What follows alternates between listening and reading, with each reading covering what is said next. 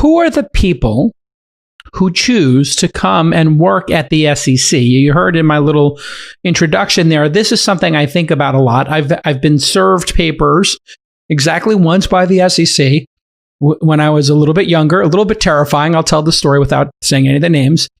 But I take it deadly seriously because I think these are very smart people with legal degrees and accounting degrees and who've gone to incredible institutions. And there's this private sector here where they would absolutely be compensated much better if they were in the private sector. So explain to me why you chose to go work at the SEC, and why do you think people choose this vocation as opposed to maybe one optimized for generating more compensation? Well, I came to the SEC first as a member of the staff, and my job was to review to write rules for mutual funds, actually. And so that was a learning experience for me. And I came because I really wanted to see how a regulator worked from the inside, and specifically was interested in the securities markets. And so that's what drew me there. And I think for a lot of people, the draw for coming to the SEC is they do believe in the capital markets, just as I do. They have this firm belief that capital markets can improve people's lives. And so they want to be there to work on setting that solid regulatory framework. And so I think that you mentioned principled, and I think people do come to the job with these principles that they're trying to live out.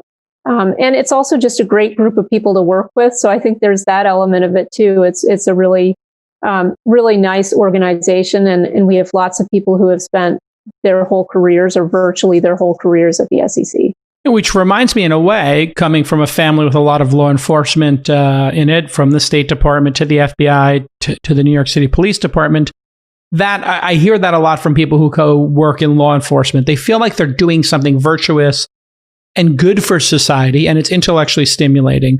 When we get back from this quick break, I want to talk about the accreditation rules, which is something that I deal with a lot. And it seems to me to be something that, coming from a background in which I grew up poor to maybe the bottom of the middle class, the accreditation laws, which we'll explain when we get back, felt unfair to me. I happen to be one of the lucky people who was able to break through the accreditation laws and get to a level where I could make private investments.